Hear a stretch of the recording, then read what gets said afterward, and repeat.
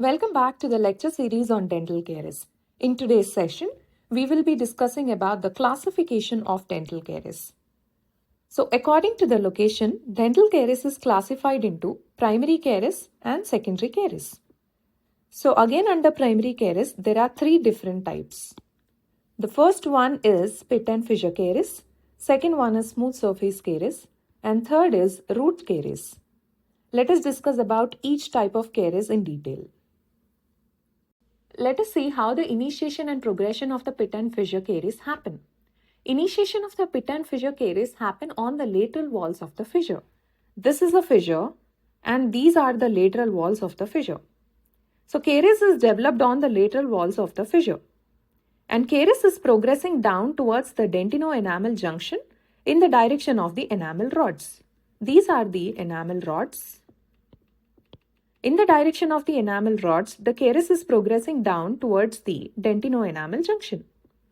So once the caries reaches the dentino-enamel junction, this is the dentino-enamel junction, a reaction can be seen in the dentin and also in the pulp. At this point, clinically you see the opacification of enamel. This can be viewed when the tooth is dried. When you dry the tooth, you see the opacification of the enamel at this stage. When you take the cross section of the tooth which is affected with the pit and fissure caries, you see the spread of the pit and fissure caries is in the inverted V shape, this way. This is a tip of the V which is towards the occlusal surface or at the entrance. And the wider base of the V is towards the dentino-enamel junction. In the microbial community which is dominated in the pit and fissure caries is Streptococcus sanguis and Streptococcus mutans. Next is smooth surface enamel caries. This smooth surface enamel caries is an exact opposite of pit and fissure caries. Pit and fissure caries shape is inverted V, whereas the shape of smooth surface caries is V shape. The tip of the V is towards the dentino-enamel junction and the broader portion of the V is towards the outer surface. This type of caries is developed on the proximal surfaces of the tooth. This is a proximal surface. On the proximal surfaces of the teeth, smooth surface caries is developed. And the shape of the smooth surface caries, as already discussed, it is in the V shape with the tip facing towards the dentino-enamel junction. Usually, this type of caries is originated gingival to the contact point. This is a contact point of the tooth. So, gingival to the contact point on the proximal surface of the teeth, the smooth surface caries is developed. Next is root caries. Root caries is usually seen on the proximal surfaces or on the facial or the lingual surfaces of the tooth. Root caries is beginning as a U-shaped lesion and the margins of the root caries are not very well defined. The margins are not very well defined. And usually root caries is seen in individuals where the salivary flow rate has reduced. And also, in the older patients, you see the root caries. This is about the primary caries. And next one is the secondary recurrent caries. So, the secondary recurrent caries, as the name suggests, it is developing secondarily to the restoration which was placed before. So this is a restoration which was placed before. Because of the micro leakage, the secondary caries has developed beneath the restoration at the junction of the restoration and the tooth surface. Based on the direction, caries is again classified into two types, backward caries and forward caries. Let us understand what is backward caries first. As the name suggests, caries is moving in a backward direction. Whenever the spread of the caries along the dentino-enamel junction exceeds the caries cone in the enamel, then the spread of the caries from the dentino-enamel junction is happening back into the enamel. Since the spread is in the backward direction, it is known as backward caries. Next, what is forward caries? So the caries cone which is present in the enamel, if it is same or if it is larger than that of the caries cone present in the dentin, then that is known as forward caries. Based on the progression, caries is classified into acute and chronic. Acute caries is also known as rampant caries. And this type of caries is spreading very rapidly. It spreads very rapidly in short period of time and it is affecting all the areas of the mouth, almost all the areas of the mouth in a very short period of time. And this acute caries, clinically, it is appearing as a soft and light colored lesions. As the spread is very rapid, there is less time for the extrinsic pigmentation to happen. That is the reason why the lesions are light colored. And second type of caries is the chronic caries, which is also known as arrested caries. Here, the spread of the caries is very slow. And clinically, it is having the hard consistency and it is dark in color. This dark color is because of the extrinsic pigmentation. There is enough time for the extrinsic pigmentation here, so the affected tooth will have dark color. Based on the extent, caries is classified as incipient caris and cavitated caris. Incipient caris is also known as white spot lesion. This is the first evidence of the caries. So, first evidence of the caries is the incipient caris. On the enamel surface, especially on the smooth surfaces of enamel, this lesion is appearing as opaque white lesion. And this is visible only when the tooth surface is air dried. So when the tooth surface is air dried, there is an opaque white lesion which suggests that it is an incipient caris, which is a first evidence of the enamel caris. And in this type of caris, the enamel surface is intact. And there is a chance for the remineralization to happen. If suppose an incipient caris got remineralized, it is appearing clinically as brown or black discoloration and it appears on wetting or drying of the surface. But the incipient caris appears on only air drying the surface and it is disappearing on wetting. It disappears on wetting the surface. This is about the incipient caris. And second one is the cavitated caris. Cavitated caris is an irreversible caris, whereas incipient caris is a reversible caris. Why cavitated lesion is an irreversible caris is, here the enamel surface is broken. Hence, remineralization will not happen in this case.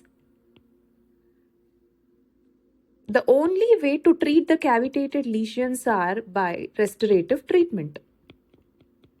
According to the histological depth of penetration, caries is divided into enamel caries and dentinal caries. Let us look into the enamel caries first. Enamel caries can be of two types, incipient caries and the cavitated caries. Incipient caries is also known as a white spot lesion, and here the surface of the enamel is intact. Whereas in the cavitated lesion, the surface of the enamel is broken. It is not intact and it is an irreversible type of caries, whereas incipient lesion is a reversible type of caries. Incipient lesion is distinguished into 4 different histological zones. Names of the zones are surface zone, body of the lesion, dark zone, and the translucent zone. Let us understand each zones in detail. Let's start with the translucent zone. As the name itself indicates that this zone is translucent, that means it is clear. And this zone doesn't have any structure, or It is a structureless zone.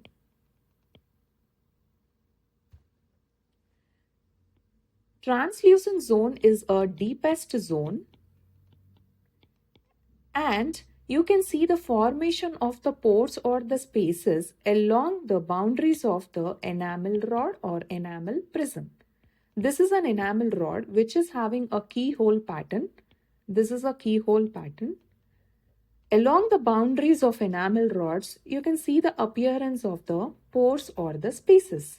And the total pore volume in this zone is 1%. In the healthy enamel, the pore volume is 0.1%, but in the translucent zone, in the incipient lesion, the pore volume is increased to 1%, which is almost 10 times greater than that of the healthy enamel. So this is about the translucent zone. And next is the dark zone. The name itself indicates that this zone is dark. But why is it dark? It is not allowing the polarized light to pass through it.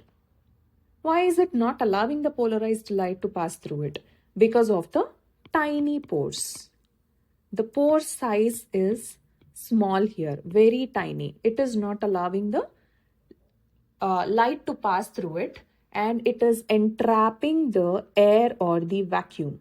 These tiny pores are entrapping the air and the vacuum, making this zone opaque. And the pore volume here in this zone is increased to 2% to 4%. And as we all know that the remineralization and demineralization happens in the caries. These two activities are happening in the caries because caries is an episodic, caries is following an episodic pattern. Now, if the remineralization happens, the dark zone is increased at the expense of the lesion. So if the dark zone is occupying most of the lesion, then that indicates recently remineralization of the lesion has occurred. This is about the dark zone. And the next zone is the body of the lesion. Next is body of the lesion, which is occupying most of the lesion. Here, the pore size is ranging from 5% to 25%. And this is the area where the demineralization happens. If the caries is active, this zone is having the large size. That means continuous demineralization process is going on, which indicates that the caries is active here. And bacteria are also present in this zone. And the last zone is the surface. The name suggests it is an outermost layer of the lesion, and this zone remains unaffected by the caries.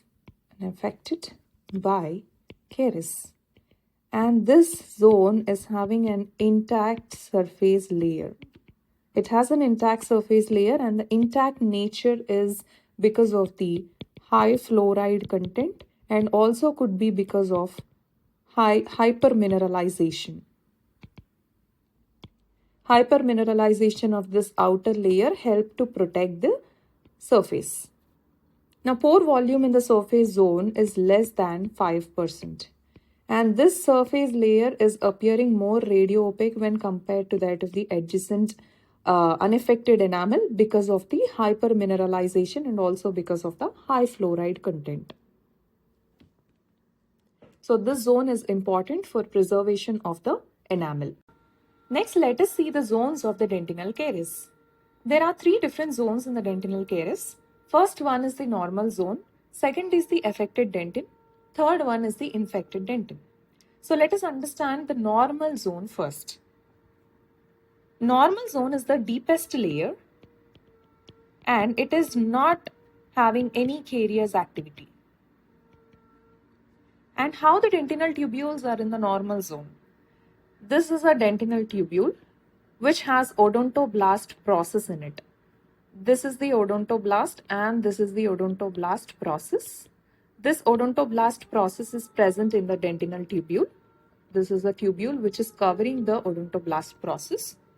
So dentinal tubules have the odontoblast processes and there are no bacteria present in the tubules. This is a tubule in which the odontoblast process is present, and there are no bacteria present in the tubules, and there are no crystals present in the lumen of the tubules.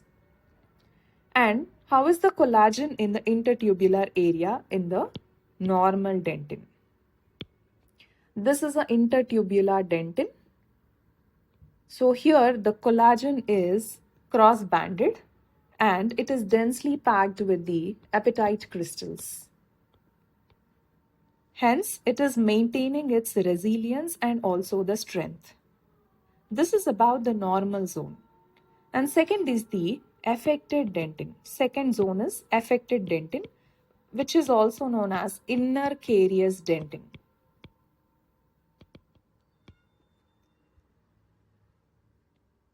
Let us see what happens in this zone. This affected dentin is undergoing the demineralization. Especially this demineralization happens in the intertubular dentin. So this is the intertubular dentin. In the affected zone, demineralization happens in the intertubular dentin. And you can see fine crystals, they begin to form in the tubular lumen. This is a tubular lumen. In the lumen of the tubules, you see the development of the fine crystals. And there is also a damage to the odontoblast processes. And the dentin here becomes softer when compared to that of the healthier dentin. And in the intertubular dentin, in between the tubules, mineral content is also lost. That is, in the normal dentin, hydroxyapatite crystals are present, but in the affected dentin, minerals start losing. Collagen matrix is intact here. In the affected dentin, collagen matrix is similar to that of the normal zone. It is not affected.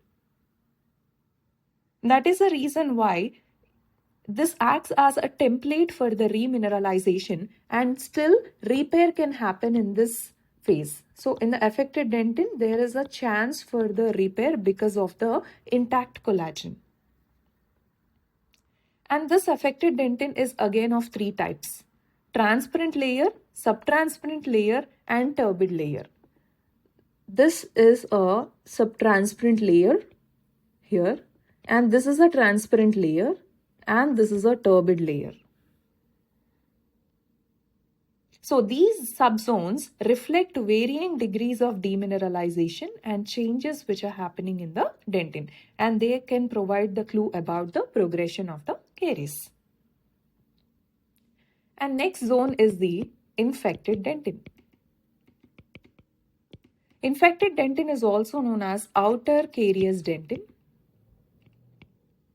This is the outermost zone. Outer carious dentin or infected dentin is the outermost zone, and this is representing the most severe stage.